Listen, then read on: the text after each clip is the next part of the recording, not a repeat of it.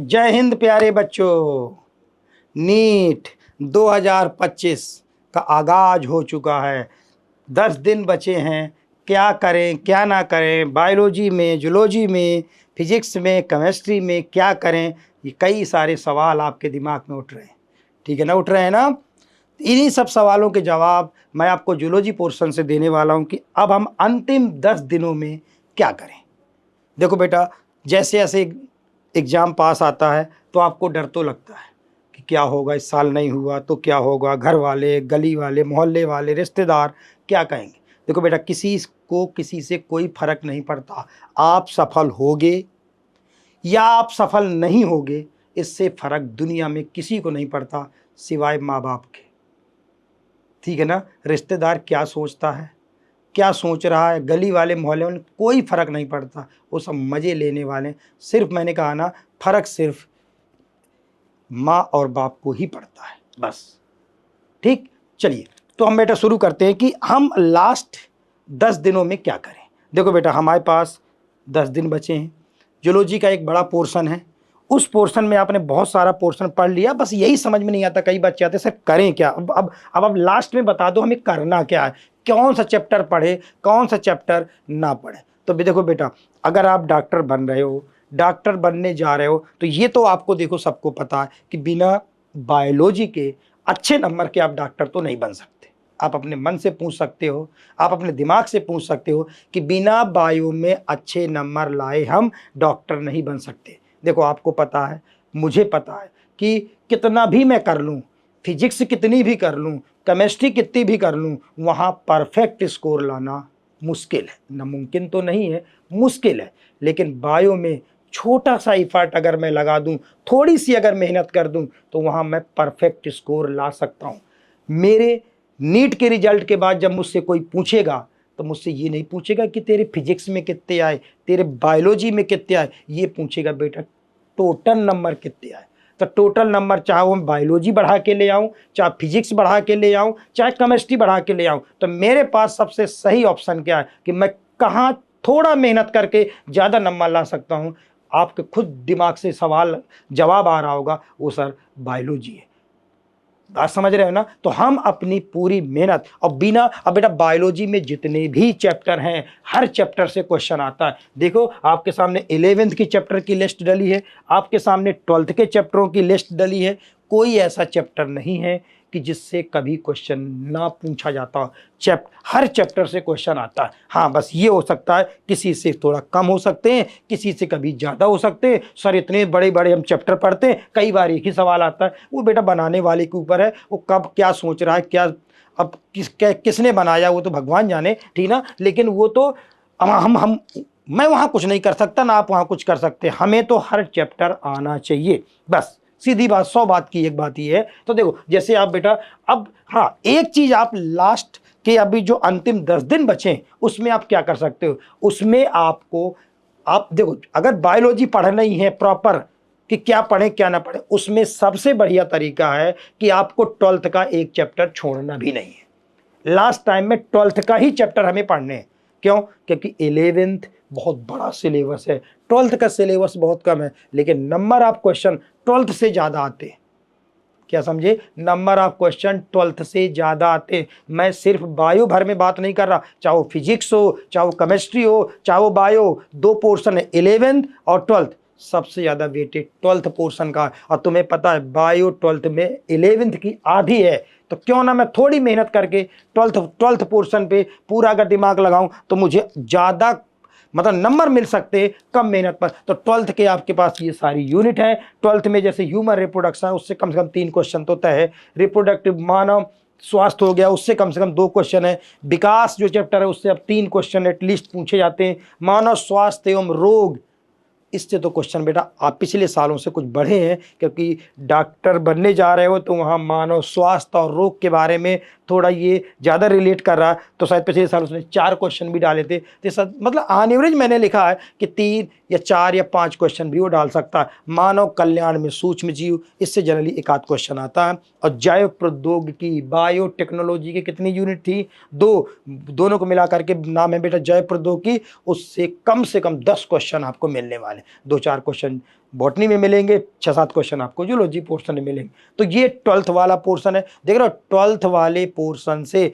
Zoology portion से अकेले आपको 24 से 25 नंबर के क्वेश्चन आ रहे हैं, 25 क्वेश्चन आ रहे हैं, ठीक है ना। 11th वाला पोर्शन इतना बड़ा पोर्शन है, 11th का इतना बड़ा पोर्शन है, खासतौर से ह्यूमन फिजियोलॉजी कितना अपन ने पढ़ा, पूरे साल पढ़ा, कम से कम 4 महीने तो लग गए होंगे 6 चैप्टरों में। क्वेश्चन कितने आते देख लो तुम्हारे सामने। ह्यूमन फिजियोलॉजी से बहुत ज़्यादा वेटेज नहीं है, केवल 12 से 13 क्वेश्चन ही आते हैं। तो इस टाइम पर एक काम आप कर सकते हो कि पूरे जूलॉजी पोर्शन में 12th का बिल्कुल नहीं छोड़ना। 12th का कैसे भी हो, रात दिन एक करके 12th का तो मुझे इन 10 दिनों में पूरा करना ही करना है। हाँ, मैं अगर कुछ टाइम नहीं बचता तो मैं ह्यूमन फिजियोलॉजी के 6 चैप्टर जरूर छोड़ सकता हूँ अभी फिलहाल, क्योंकि ये चैप्टर मैंने कहने की बात नहीं कि बिल्कुल पढ़ना नहीं, ये चैप्टर आपने साल भर पढ़े, 11th में भी पढ़ा है, 12th में भी पढ़ा है, 9th में भी पढ़ा है, 10th में भी पढ़ा है, ये आपके शरीर से रिलेटेड है। यहाँ अगर कोई क्वेश्चन आता है तो आप वहाँ थोड़ा सा दिमाग लगा के क्वेश्चन आप कर भी लेंगे। बस इन चैप्टरों में आप लास्ट टाइम पे छोड़ सकते हो, बस क्योंकि ये आपके फेवरेट चैप्टरों में से थे, इनके बारे में आप अच्छी तरह जानते हो। बस यहाँ पर को एक काम करना है, इन चैप्टरों का अंतिम समय में 15 मिनट का समय निकाल के इन सारे चैप्टरों के अंत में, इन चैप्टरों के अंत में जहाँ बीमारियाँ दी गई हैं वो बीमारियाँ आपको याद होनी, जैसे श्वसन तंत्र की बीमारियाँ, परिसंचरण तंत्र की बीमारियाँ, उत्सर्जन तंत्र की बीमारियाँ और हार्मोन वाले तंत्र की बीमारी। किस हार्मोन की कमी से, किस हार्मोन की ज़्यादा से कौन सी बीमारी। तो बताओ 12 या 13 क्वेश्चन में 3 क्वेश्चन तो मुझे बीमारियों से मिल जाने,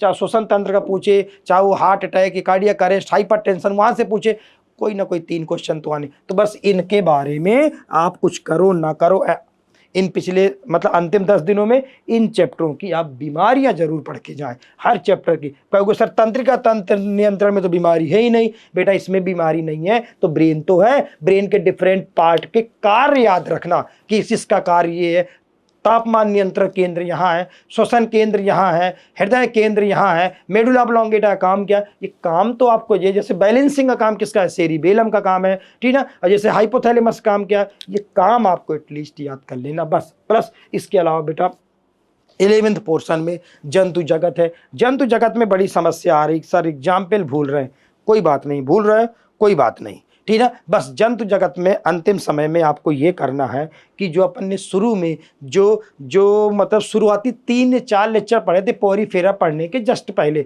नहीं जनरल कैरेक्टर पढ़ रहे थे, कहाँ रेडियल सिमेट्री, कौन टिप्लोब्लास्टिक, कहाँ सेगमेंटेशन, कहाँ ये, एक तो वो आपको आना चाहिए, ठीक, एक तो जनरल कैरेक्टर, और अंत में आपको आना चाहिए फाइलम कॉर्डेटा, उससे 2 क्वेश्चन आएंगे। टोटल क्वेश्चन आते हैं 4, टोटल क्वेश्चन आएंगे 4। मैं आपसे क्या कह रहा हूं, कॉर्डेटा छोटा यूनिट है, मुश्किल से आधे घंटे में आधे घंटे में कर लोगे। कॉर्डेटा की जनरल कैरेक्टर, कॉर्डेटा पढ़ लो, शुरू का पढ़ लो, 2 क्लास शुरू की पढ़ लो, 2 क्लास लास्ट की कॉर्डेटा पढ़ लो, हो गया। कॉर्डेटा से 2 क्वेश्चन, जनरल क्लासिफिकेशन से 1 क्वेश्चन, कहीं 20 से 1 क्वेश्चन आएगा। साल भर तो पढ़ा है, कहीं ना कहीं तो अंदाजा लगा ही लोगे, 20 वो भी मैचिंग वाला आएगा, इसकी मैचिंग इससे, वहां से आपका ये क्वेश्चन बड़े आराम। लेकिन ये जय अणु बिल्कुल नहीं छोड़ना है, ये चैप्टर आपको बहुत ज़्यादा फायदा देने वाला है। मतलब बॉटनी में भी, जूलॉजी में भी, केमिस्ट्री में भी, इससे बहुत सारे, देखो 4 से 5 क्वेश्चन तो आपके बायो में आएंगे, 1 या 2 क्वेश्चन आपका केमिस्ट्री में आने वाला है। तो यहाँ आपको डबल नहीं ट्रिपल फायदा होने वाला है। तो जय अणु स्पेशली लास्ट टाइम में, अभी बता रहा हूँ, अभी अंतिम समय में कौन चैप्टर अपन को ज़्यादा फोकस करने, उस पर भी मैं आता हूँ। जैसे जंतुओं में संरचना है, ठीक है, यहाँ जंतु ऊतक वाला है, ऊतक वाला चैप्टर डिलीटेड है पूरा, एपिथेलियम कनेक्टिव है नहीं, लेकिन जनरल क्लासिफिकेशन से क्वेश्चन दे रहा, जनरल ऊतक से क्वेश्चन दे रहा, प्लस यहाँ तिलचट्टे की स्टडी, फ्रॉक की स्टडी। तो तिलचट्टा से 1 क्वेश्चन तो आना तय है। तो जो अपन ने पढ़ा है, अपने डायग्राम जो पढ़ाए थे, बस आप तो एक बार 10 मिनट में डायग्राम देख लो कि क्या क्या डायग्राम बने, वो आप क्वेश्चन आपको आनी चाहिए, तिलचट्टा से क्वेश्चन आए। और मैंने ह्यूमन फिजियोलॉजी बताई, ह्यूमन फिजियोलॉजी में अब आपके पास समय कम है तो ह्यूमन फिजियोलॉजी में टाइम ना लगाएं, इसको आप छोड़ो, आगे बढ़ो। बस इसके आप जैसे आपको 2-4-5 दिन बचे, उसकी बीमारी एक बार देख लेना बस आप, ठीक। हाँ, और सबसे इंपॉर्टेंट पोर्शन ये आओ, फाइनल रिवीजन चैप्टर। मतलब अब आप कुछ भी पढ़ो ना पढ़ो, अब आने वाले 10 दिनों में ये चैप्टर तो बायो में आपके आने ही चाहिए। बस ये चैप्टर आपको पढ़ना ही मस्ट है, क्योंकि इन इतने चैप्टरों से आपके कम से कम 90 में से 50 से 55 क्वेश्चन आने वाले हैं। मतलब 50-60% पोर्शन ये कवर करेगा। अब देख रहे हो उसमें से, देखो अनुवांशिकी कौन सा चैप्टर है, अनुवांशिकी देख रहे हो, उसमें तो मेन चैप्टर तो 12th के ही है। जैसे अनुवांश जेनेटिक्स से आपके 8-9 क्वेश्चन मिलेंगे, 2 चैप्टर हैं, भर भर के बेटा क्वेश्चन आते हैं। और वही आ गया अपना जाना माना कौन, बायोटेक्नोलॉजी, इससे 10-11 क्वेश्चन आने वाले, ठीक ना। और एक देखो ये वाला चैप्टर आ गया कौन, 12th का, पारिस्थितिकी, मतलब इकोसिस्टम में खास तौर से ध्यान रखना जो आपने पढ़ा था बायोडाइवर्सिटी, जैव विविधता, वो थोड़ा सा छोटा चैप्टर है। पिछले साल पता 6 क्वेश्चन आए थे इस चैप्टर से, ठीक ना, क्योंकि उसमें थोड़ा सा डेटा है। आप डेटा आपने शॉर्ट नोट्स बनाए होंगे, वो डेटा एक बार जल्दी आप देख लो, ठीक ना। इन सितु कंजर्वेशन, एक सितु कंजर्वेशन, कुछ डेटा है कौन या कौन, मतलब ये सारी चीज़ें आपको देखनी है।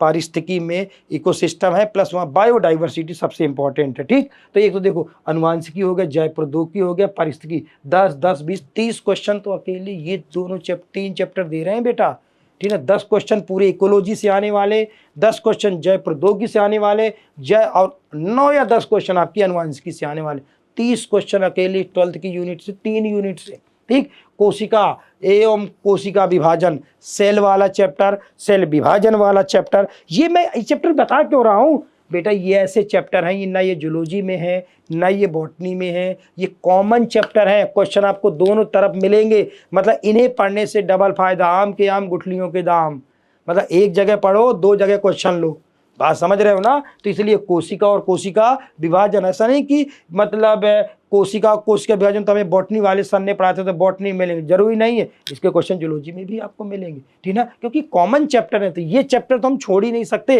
अभी आप 10 दिन कुछ पढ़ो ना पढ़ो बायो में, ये चैप्टर तो आपको पढ़ने ही पड़ेंगे, ठीक ना। कोशिका एवं कोशिका विभाजन हो गया, इससे भी लगभग आपके कोशिका विभाजन से तो पिछले साल 6 क्वेश्चन डाले थे उसने अकेले कोशिका विभाजन भर से, ठीक। मतलब कोई मिला के 5-6 क्वेश्चन मेरे ख्याल से दोनों से आने चाहिए। और ये जैव अणु तो मैंने बेटा बार बार बोला, जैव अणु में भी जूलॉजी, बॉटनी और केमिस्ट्री तक में आपको क्वेश्चन मिलेंगे। और कोशिकी श्वसन की बात मैं कर रहा हूँ, ये तो बेटा ये तो आपका चैप्टर जो है, ये चैप्टर तो आपका प्लांट फिजियोलॉजी का, तो सर यहाँ कैसे, ये भी कॉमन चैप्टर है, कोशिकी श्वसन। क्या तुम्हारे अंदर कोशिका में श्वसन नहीं हो रहा, क्या तुम्हारे पास glycolysis, Krebs cycle, electron transport नहीं हो रहा, सेम प्लांट में है, सेम एनिमल में, ये कॉमन है, इसलिए मैंने ये कॉमन चैप्टरों की लिस्ट आपके सामने डाली है। तो ये चैप्टर बेटा हमारे पूरे कॉमन है, आप इन चैप्टरों को देखो और इन्हीं चैप्टरों में आने वाले 10 दिन जो है इन्हीं चैप्टरों में आप लग जाओ। इन चैप्टरों से आपको कम से कम 50, ज़्यादा से ज़्यादा 55 क्वेश्चन आपको कम से कम मिलने वाले इन चैप्टरों से। बस आप एक काम करो, इन चैप्टरों को पढ़ो, प्रीवियस ईयर कुछ क्वेश्चन लगा लो, ठीक है। इन चैप्टरों पे एकदम फुल कॉन्फिडेंस होके आप जाओ, ठीक ना। अब बकाया जो चैप्टर बचे हैं उनके लिए टाइम बचे, लास्ट 10 दिन में बचे ना बचे, इनको करने के बाद फिर आप दूसरे चैप्टरों में आप मूव करो, ठीक ना। हाँ, उसमें भी मूव अगर कर रहे हो आप तो आप ह्यूमन फिजियोलॉजी बिल्कुल ना जाओ। उसके अलावा और भी बॉटनी में जैसे जो भी चैप्टर हैं आपके, जैसे फोटोसिंथेसिस से 2 या 3 क्वेश्चन बेटा आने, हार्मोन वाला याद करने वाला चैप्टर है, प्लांट हार्मोन वाला, उससे भी आप जा करके कर सकते हो, ठीक ना। प्लस मतलब जूलॉजी में तो मैंने बता ही दिया और क्या क्या कर सकते हो, मतलब पहले ये करना है, इसके अलावा टाइम बचो तो दूसरा करना, पहले हमें मस्ट है ये यूनिट, ठीक है बेटा। तो मेरे ख्याल से आपको काफ़ी हद तक चीज़ें क्लियर हो गई होंगी। डरना बिल्कुल नहीं है, डर तो बेटा लगता है, आपको क्या लगता है कि आपको बिना डरे ही इतनी बड़ी चीज़ मिल जाएगी, पता आपको क्या मिलने वाला। आप सोचो ना, जिस दिन आप डॉक्टर बनोगे आपके मतलब गली में, मोहल्ले में और आपकी रिश्तेदारी में क्या आपकी इमेज बन जाएगी। आज जो लड़का एक कमरे में बैठ के खाना बना रहा है, अगर जिस दिन आपका रिजल्ट आएगा, अगर आप डॉक्टर बन गए तो वहीं आपके 10 लोग पीछे पीछे घूमेंगे, समझ ना। तो आपको क्या मिलने वाला ये आप पहले अंदाजा करो। अब जो बड़ी चीज़ अगर मिलेगी उसके पहले डर तो बेटा लगता है ना, ये तो स्वाभाविक सी चीज़ है ना, ठीक ना। कोई तो डर लगना एक स्वाभाविक बात है। अभी क्या लग रहा है, अभी तुम्हें लग रहा है सब भूल रहे हैं, बिल्कुल भूल रहे हो, ठीक ना। अभी जब सेंटर में जाओगे, सेंटर के पहले गेट पे खड़े होगे, उसके पहले पूछोगे सर मुझे तो कुछ नहीं आता, ऐसी हालत होती है। वो सबके साथ होता है बेटा, कोई नई बात नहीं है। जब आप अंदर जाओगे, पेपर देखोगे, ये तो सब पढ़ाया था सर ने, सब बनने लगता है, वो सबके साथ होता है, ठीक ना। तो कोई घबराने की बात नहीं, परेशान होने की बात नहीं, वो सबके साथ होता है। ठीक है। तो बेटा इस तरह से आप पढ़ते रहो, कोई भी डाउट हो आप आओ उसको पूछो, ठीक ना। सारी चीज़ें आप पेपर देने आते हो, जो भी डाउट है आप पूछो, ठीक है ना। तो इस तरह से आप मेहनत करते रहो, कोई भी डाउट हो बेटा आप तुरंत आप कोचिंग में आके मिल सकते हो। तब तक के लिए बेस्ट ऑफ लक।